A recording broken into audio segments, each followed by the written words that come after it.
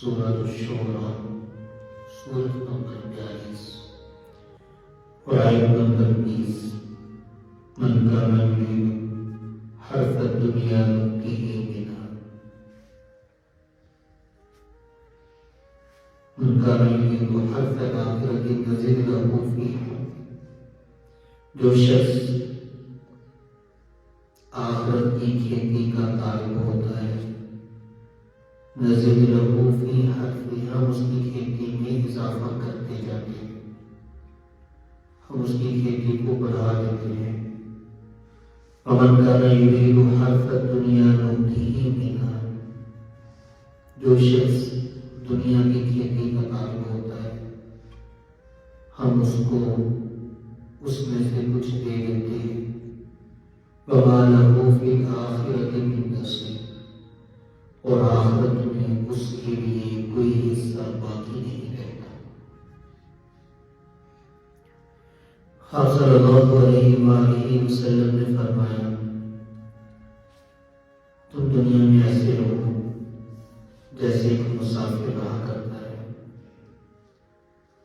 جیسے ایک مسافر رہا کرتا ہے کہ جس مسافر کی اپنی مرضی نہیں چلتی، کیونکہ سفر ایک ایسا عمل ہے، اس مسافر کی کوشش ہر حال میں یہی ہوتی ہے کہ میرا سفر مکمل ہو جائے اور اچھی طرح سے مکمل ہو جائے۔ دوران سفر اس کی خواہشات کی طرف ذہن نہیں جاتا، دوران سفر اس شخص کا اپنے نفس کی خواہشات کو پورا کرنے کے خیالات نہیں رہتے۔ مثال کے طور پر ایک آدمی یہاں عارف والا سے لاہور کے لیے سفر پر نکلے اور وہ صرف یہ سمجھتا رہے کہ فلاں جگہ پر یہ کروں گا، فلاں جگہ پر یہ کروں گا۔ خواہشات ایک ہے، ضروریات اس کے لیے انسان رکھتا ہے، کھانا کھانا ہے، واش روم جانا پڑا، گاڑی میں پیٹرول ڈلوانے کے لیے کھڑا ہو گیا، نماز کے وقت کھڑا ہو گیا۔ ایک ہے ضرورت کے لیے، ایک ہے خواہشات کے لیے رکنا۔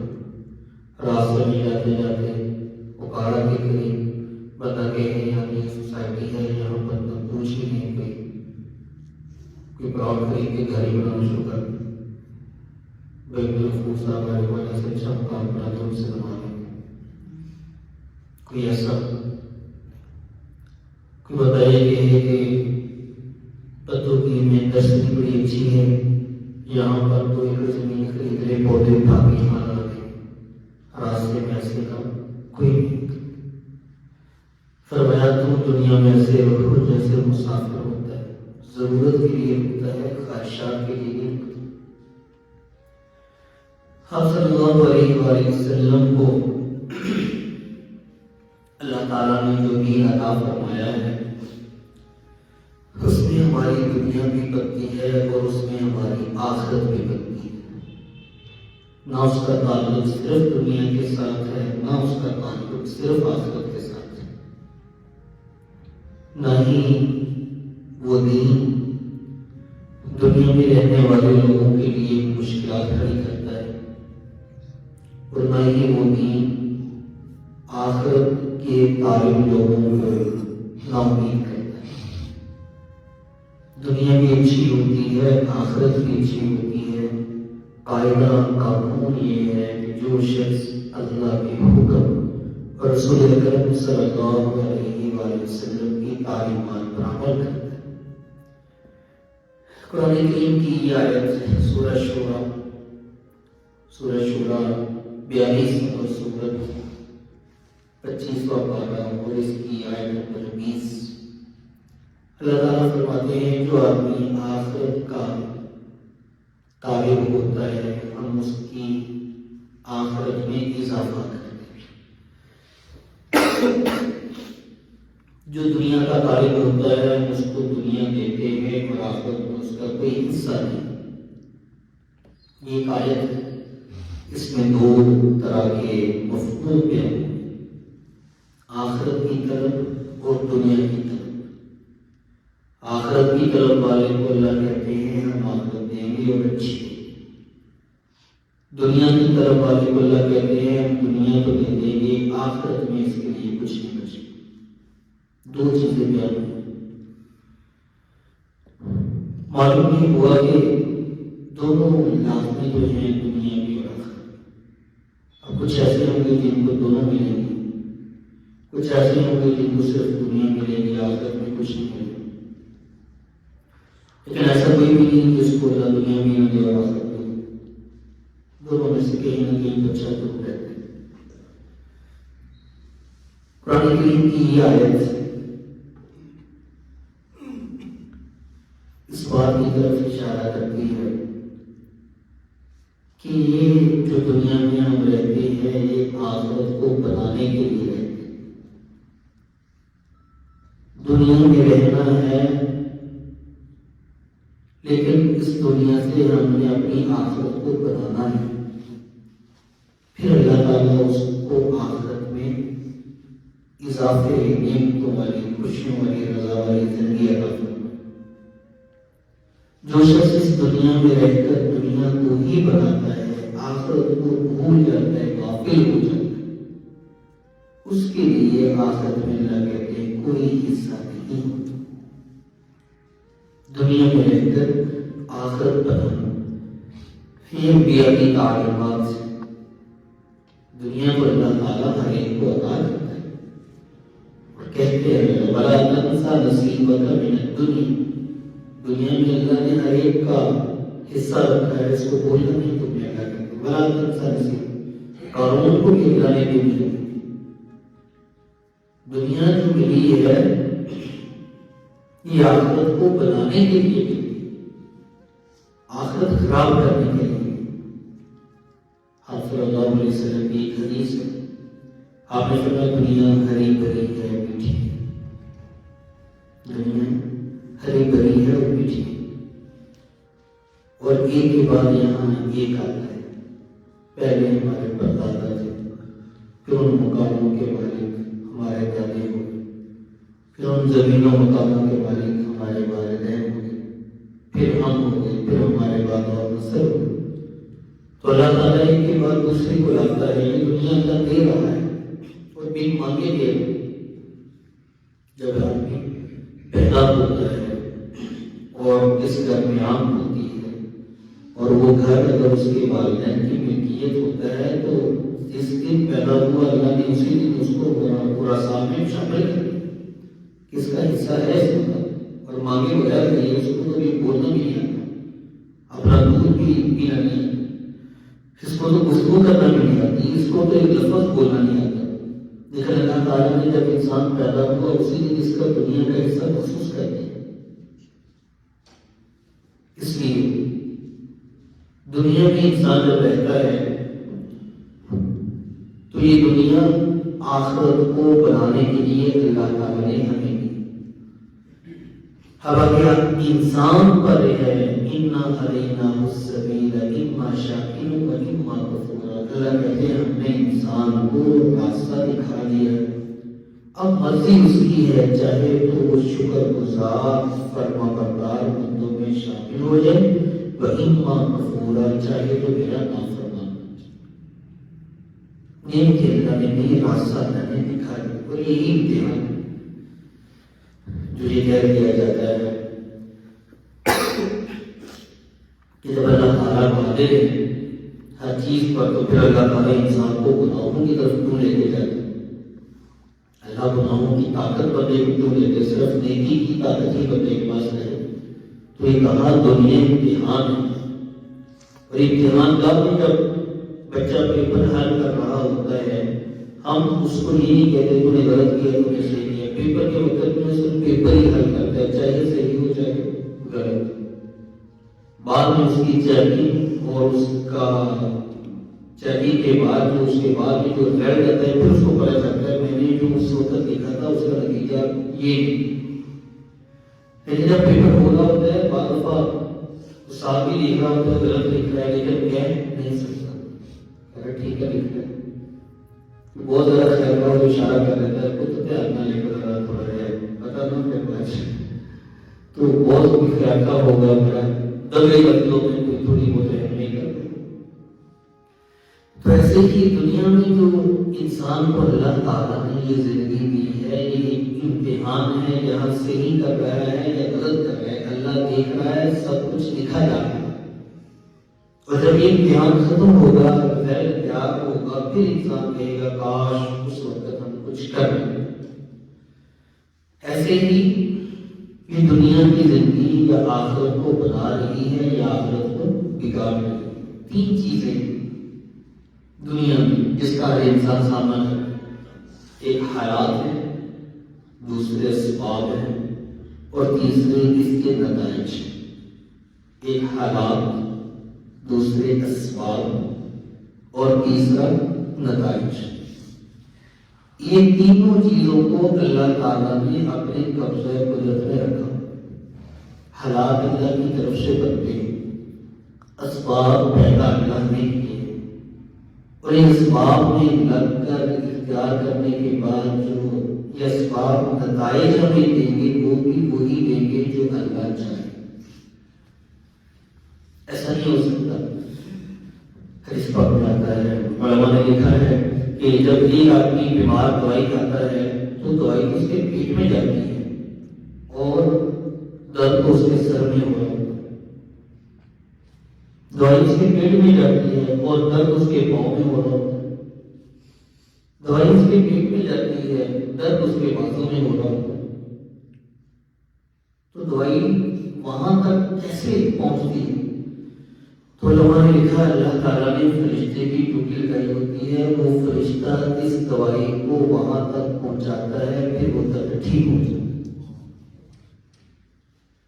چونکہ انسان کے جسم میں دوائی داخل ہونے کا جو ذریعہ ہے وہ منہ ہے اور اس کا بھی کنیکشن پیٹ کے ساتھ، پھر وہ دوائی وہاں پہنچتی ہے، بیڈ ٹھیک کر دیتا ہے۔ بعض دفعہ اللہ تعالیٰ نے فرشتے کو حکم نہیں دیا ہوتا، دوائی اگلی دفعہ وہی بیماری لگتی ہے، دوائی وہی کھاتا ہے، ٹھیک نہیں ہوتا، کیونکہ فرشتہ ڈیوٹی پر نہیں۔ تو اس لیے ایک ہے حالات، بیماری بنی ایک حال انسان پر ہے، تکلیف آئی ایک حال آ گیا، اب اس حال کو جو درست کرنے کا سبب ہے وہ دوائی ہے، وہ انسان نے کھائی۔ اس کو بھی دوائی کو پیدا اللہ نے کیا، انسان کے اختیار کے لیے استعمال کیا۔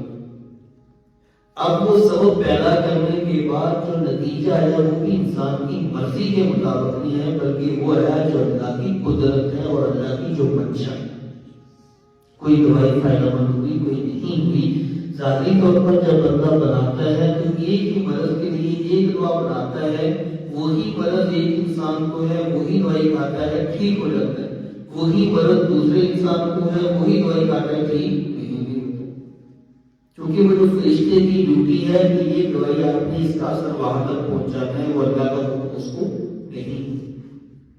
تو اس لیے من کان یرید حرث الآخرۃ نزد لہ فی حرث ومن کان یرید حرث الدنیا نؤتیہ منہا وما لہ فی الآخرۃ من نصیب، کہ تم میں سے جو بھی آخرت کی کھیتی کا طالب ہوتا ہے ہم اس کی کھیتی میں اضافہ کرتے بڑھا دیتے ہیں۔ ومن کان یرید حرث الدنیا نؤتیہ منہا، جو صرف اور صرف اس دنیا سے اپنی دنیا ہی بناتا ہے، وما لہ فی الآخرۃ من نصیب، اس کے لیے آخرت میں کوئی حصہ باقی نہیں ہے۔ جو میں نے بیماری کی مثال پیش کی، بیمار ہونا، دوائی کھانا، سبب اختیار کرنا، پھر اس کے بعد کسی کو شفا ملنا، کسی کو نہ ملنا، یہ دنیا کا سبب۔ اسی کو سامنے رکھتے ہوئے ہم ساری زندگی اپنی دیکھتے ہیں کہ دنیا کی زندگی میں جو نعمتیں اللہ نے عطا کی ہے، یہ نعمتیں دنیا کی زندگی اچھا کرنے کے اسباب ہیں۔ اسباب اللہ تعالیٰ نے موسیٰ علیہ السلام کی قوم نے جو قارون کو پیدا کیا، ان قارون کان من قوم موسیٰ فبغى عليهم وآتيناه من الكنوز ما إن مفاتيحه لتنوء بالعصبة أولي القوة کہ قارون موسیٰ علیہ السلام کی قوم میں سے تھا. دنیا اللہ نے اتنی دی کہ خزانے کے خزانے، کنوز، خزانے کے خزانے. ان مفاتیحہ لتنوء بالعصبۃ اولی القوہ، ایک مضبوط اونٹوں کی جماعت اس کے خزانوں کو لگنے والے تالوں کی چابیاں صرف اٹھاتی تھی. چابیاں اٹھانے کے لیے بھی ایک اونٹوں کی جماعت. لیکن ہوا کہ اس نے اپنی اس دنیا سے آخرت کو نہیں بنایا. اس نے اپنی اس دنیا سے دنیا کو بنایا. اور اللہ تعالیٰ کا یہ قانون ہے کہ دنیا سے دنیا بناتا ہے اس کے لیے آخرت میں کوئی حصہ نہیں ہوتا. ہاں، جو اپنی دنیا سے اپنی آخرت بنا رہا ہوتا ہے اس کے لیے سبھی کچھ ہوتا ہے. اور اللہ کہتے ہیں ہم اس کی آخرت کی کھیتی میں اضافہ کرتے ہیں.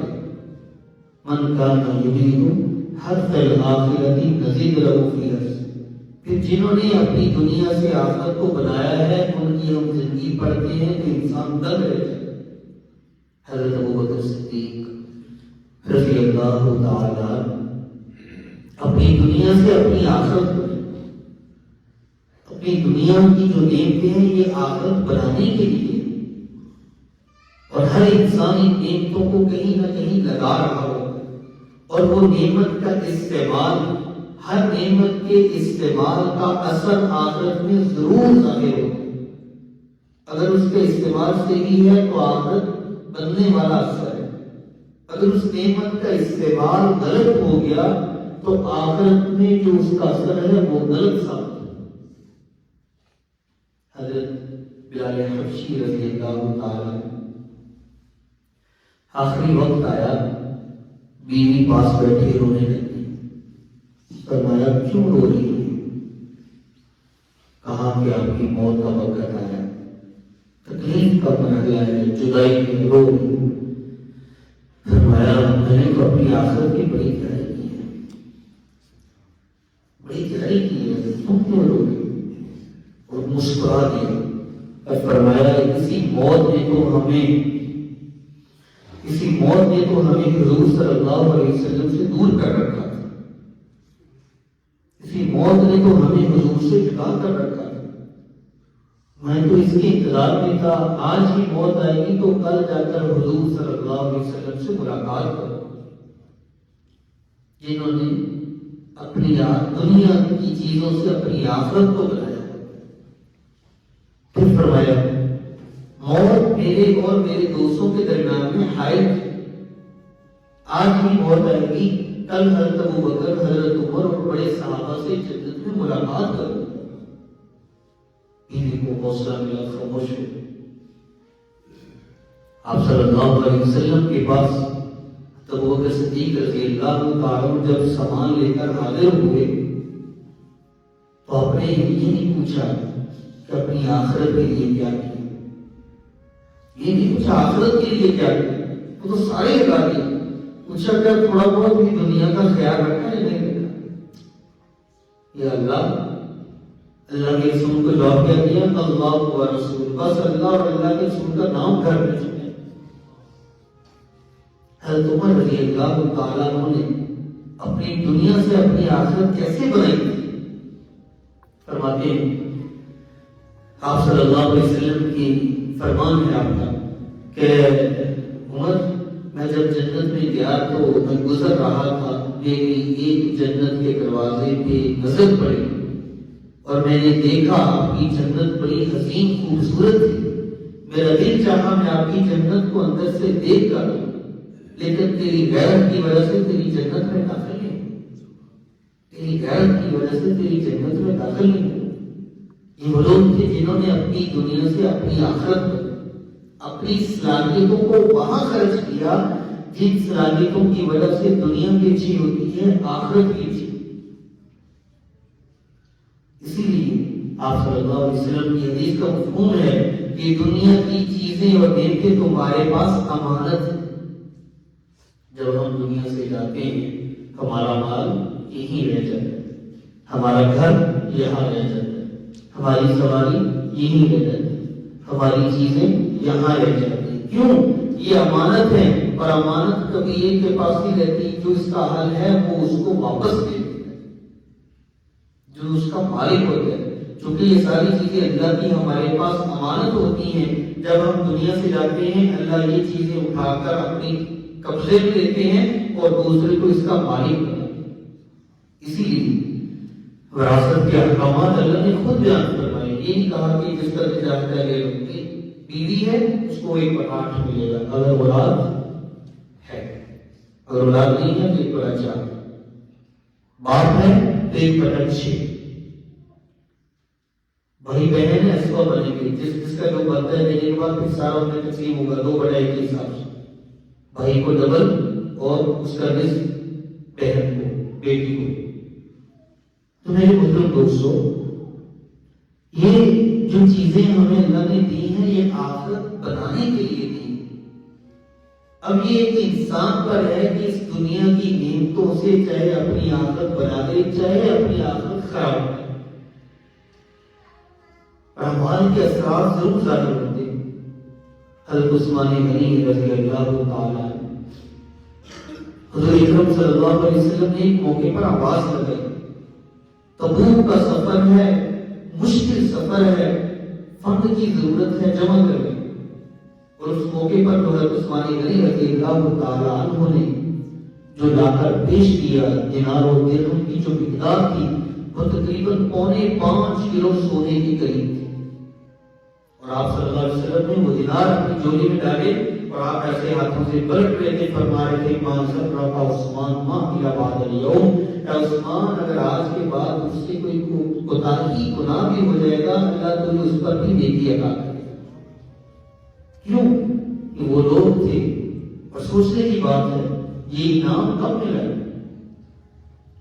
حالانکہ نسبت اتنی بڑی ہے کہ حضور اکرم صلی اللہ علیہ وآلہ وسلم کے دوہرے داماد ہیں. اور یہ نسبت، یہ فضیلت، یہ انعام و مرتبہ کائنات میں صرف ایک انسان کو حاصل ہے. کائنات میں امت محمدیہ میں حضرت آدم سے لے کر قیامت تک کے آنے والی انسان کہ کسی ایک شخص کو کسی نبی کی 2 بیٹیاں نکاح میں یکے بعد دیگرے مل جائے، اس سے بڑی عزت کی بات کیا ہو سکتی؟ اور یہ اعزاز صرف ساری دنیا کے جب سے دنیا بنی ہے اس سے لے کر قیامت تک کے انسانوں میں صرف حضرت عثمان غنی رضی اللہ عنہ ہے. لیکن جب حضور نے یہ فرمایا ہے عثمان اگر تجھ سے کوئی گناہ ہو جائے اللہ تیری اس پہ پکڑ نہیں کرے گا، گناہ نہیں دے گا، وہ یہ اعزاز ہی یہ انعام دلوا سکتا ہے. یہ اعزاز، یہ انعام تب ملا جب جا کر حضور کی خدمت میں اتنا پیش کر دیا. تو کیا کیا کہ انہوں نے اپنی دنیا سے اپنی آخرت کو بنانے کی کوشش کی. اللہ کے نبی نے وہ انعام دنیا میں عطا کر دی. حضرت عبد الرحمن بن عوف رضی اللہ تعالیٰ عنہ بڑے مالدار تھے. 1000 اونٹ جب فوت ہونے کا وقت ہوا تو 1000 اونٹ ترکے میں چھوڑے، 3000 بکریاں ترکے میں چھوڑے، 100 گھوڑا ترکے میں چھوڑے. اب گھوڑا اور اونٹنی اگر ہم دیکھتے ہیں آج تو 1 لاکھ روپے کے. پھر اس کے ساتھ ساتھ جو تقسیم کیا اپنی بیویوں میں 8واں حصہ تھا وہ کئی ہزار دینار ایک بیوی کو 8ویں حصے میں 4 جگہ تقسیم کر کے، مطلب ٹوٹل مال میں سے بیوی کو 1/8، ٹوٹل مال میں سے 8واں حصہ لگا کر کے پھر وہ 4 جگہ تقسیم کیا تو ایک حصے میں کئی ہزار دینار. ٹوٹل سرمایہ کتنا؟ ایک دفعہ مدینہ میں ایک لشکر آیا، قافلہ تجارت، 700 اونٹ لدے ہوئے جو سے، گندم سے اور پھر گھی سے اور کھانے پینے کی چیزوں سے. جب حضرت عثمان غنی رضی اللہ عنہ کا یہ قافلہ مدینہ میں داخل ہوا، حضرت عبد الرحمن بن عوف رضی اللہ عنہ کا یہ قافلہ داخل ہوا تو ایک آواز اٹھی. لوگوں نے کہا اتنا بڑا تجارتی قافلہ پہلی دفعہ دیکھا ہے. کسی نے دوڑ کر جا کر حضرت عائشہ رضی اللہ تعالیٰ عنہ سے بھی کہہ دیا کہ حضرت عبد الرحمن بن عوف کا اتنا بڑا تجارتی قافلہ مدینہ میں داخل ہو گیا۔ آپ نے کیا فرمایا؟ حضرت عائشہ رضی اللہ تعالیٰ عنہ، کیونکہ حضور دنیا سے چلے گئے تھے، حضرت عائشہ فرمانے لگی کہ میں نے تو حضور صلی اللہ علیہ وسلم سے یہ سنا ہے کہ عبد الرحمن جب جنت میں داخل ہوگا تو تھوڑی مشکل سے داخل ہوگا، گھسٹ کر رینگتے ہوئے ہلکا ہلکا زور لگاتے ہوئے داخل ہوگا۔ کون؟ حضرت عبد الرحمن بن عوف، صحابی رسول، حضور کی وجہ سے بھی اتنا بڑا، اور وہ لوگ جن کو اللہ کے نبی صلی اللہ علیہ وسلم نے دنیا میں بشارت جنت کی دی، اشرا مبشرہ میں داخل 10 میں سے ایک فرمایا جنت میں جائے گا، تھوڑا سا مشکل سے جائے گا۔ حضرت عائشہ نے انہیں یہ کہہ دیا جو پیغام لایا تھا کہ میں نے تو عبد الرحمن کے بارے میں یہ سنا ہے، تم ان کی دنیا کے چرچے کر کے۔ وہ جس نے پیغام دیا تھا وہ بھاگا بھاگا حضرت عبد الرحمن کے پاس گیا، جا کر کہا کہ امی عائشہ رضی اللہ تعالیٰ عنہ سے میں نے آپ کے قافلے کا تذکرہ کیا اور جواب میں انہوں نے یہ بات کی، فرمایا مجھے حضرت عائشہ کے پاس لے جاؤ۔ حضرت عبد الرحمن بن عوف حضرت عائشہ کے پاس حاضر ہوئے، اما جان کیا آپ نے یہ بات فرمائی؟ میں نے یہ بات، کیا آپ نے واقعی حضور سے سنا ہے؟ فرمایا میں نے حضور سے سنا، عبد الرحمن جب جنت میں جائے گا، عبد الرحمن بن عوف تو تھوڑا مشکل سے جائے گا، لو حقا تھوڑا رینگتے ہوئے چلے گا، گھسٹ کر سے۔ فرمایا میان آپ گواہ بنیں، یہ 700 اونٹوں کا قافلہ میں نے آپ کی موجودگی میں سارے کا سارا اللہ کے راستے میں خرچ کر دیا، اور اپنے ہاتھوں سے اس کو تقسیم کروائیے، آپ تقسیم کروائیے۔ میرے محترم دوستو، من کان یرید حرث الآخرۃ نزد لہ فی حرثہ، جو آدمی اپنی دنیا سے اپنی آخرت بناتا ہے، اللہ کہتے ہیں ہم بھی اس کی آخرت بنا دیتے ہیں، اور اس دنیا آخرت کی برکت سے اللہ اس کی دنیا بھی اچھی کر دیتے ہیں۔ اور جو آدمی اپنی دنیا سے صرف اپنی دنیا ہی بناتا ہے، اللہ کہتے ہیں نؤتیہ منہا، ہم اس کو دنیا کو دے دیتے ہیں، وما لہ فی الآخرۃ من نصیب، اس کے لیے پھر آخرت میں کوئی حصہ باقی نہیں ہے، وہ آخرت میں کوئی حصہ باقی نہیں رہتا۔ یہ دنیا کی چیزیں اللہ تعالیٰ نے پھینکی نہیں ہے، ہمیں اللہ کی نعمتیں ہیں، اس کی قدر کرنی ہے۔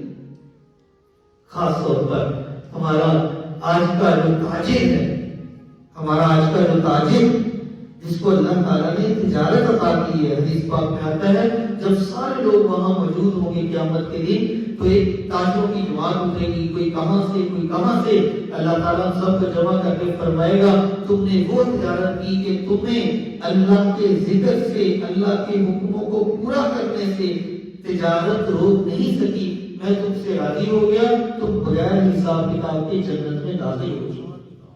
پھر اس کے بعد حساب کتاب شروع ہوگا۔ وہ تجارت کے نمونے ہماری دنیا میں قائم ہیں۔ میرے محترم دوستو، اس دنیا سے ہم نے اپنی آخرت کو سنوارنا ہے، نمبروں کی دوڑ میں نہیں لگنا، اچھے انسان بننا ہے، خوبیاں پیدا کرنی ہیں۔ جو تعلیم گاہیں ہوتی ہیں جب وہاں پر تربیت کی بات نہیں ہوتی تو پھر افسوس سے کہنا پڑتا ہے وہیں سے خودکشیوں کے واقعات ہونے پڑتے ہیں۔ جب تربیت کے واقعات کی جگہ ہم نمبروں کا بوجھ بچوں پہ ڈالتے ہیں پھر غلط تعلیم ملتی ہے۔ اپنے بچوں کی تربیت اچھے مسلمان بنانا ہماری ذمہ داری ہے، قابل بنانا ذمہ داری نہیں ہے۔ قابلیت انسان کے اندر اللہ نے بطور امانت رکھی ہے، جب وقت آتا ہے خود ہی پالش ہو کر سامنے ظاہر ہو جاتی ہے۔ قابل کوئی کسی کو نہیں بنا سکتا۔ یہ جو انسان کی ذہنی طاقت، صلاحیت، ذہانت، حافظہ، یہ قوت حافظہ، یہ یادداشت اللہ نے رکھی ہے انسان، یہ ہم نہیں کر سکتے، لیکن یہ ایک اچھا مسلمان بنانا یہ ہمارے ذمہ ہے۔ اسی لیے انشاءاللہ تعالی ہم سوموار کے دن سے روز عشاء کی نماز کے بعد 5 دن کے لیے ہم اپنی تجارت کو سنت کے مطابق کیسے کریں، ہم اپنی تجارت کو سنت کے مطابق کیسے کریں، اللہ کے حکموں کے مطابق کیسے کریں، حضور صلی اللہ علیہ وسلم کی سنتوں کے مطابق اپنی تجارت کو کیسے ڈھالیں، اس کے لیے انشاءاللہ ہم سوموار سے لے کر جمعے تک 5 روزہ تجارت کوس یہیں پر مسجد میں ہر روز عشاء کی نماز کے بعد آدھے گھنٹے کا شروع ہوگا. آپ سب اس میں ضرور تشریف رکھیں. اور تجارت وہی نہیں کر رہا جو بندہ مارکیٹ میں بیٹھا ہوتا ہے، بلکہ ہم میں سے ہر ایک کچھ نہ کچھ بازار میں جا کر خرید رہا ہوتا ہے، کچھ نہ کچھ بیچ رہا ہوتا ہے. اور اس وجہ سے ہر آدمی خریدنے اور بیچنے کے جو شرعی اور اسلامی طریقے ان کا جاننا ضروری ہوتا ہے. اللہ تعالیٰ ہمیں اپنی دنیا سے اپنی آخرت بنانے کی توفیق عطا فرمائے. اور سوموار سے جمعے تک 5 روزہ یہ جو تجارت کورس ہے اس میں بھی ضرور شرکت کی کوشش کریں. وآخر دعوانا الحمدللہ.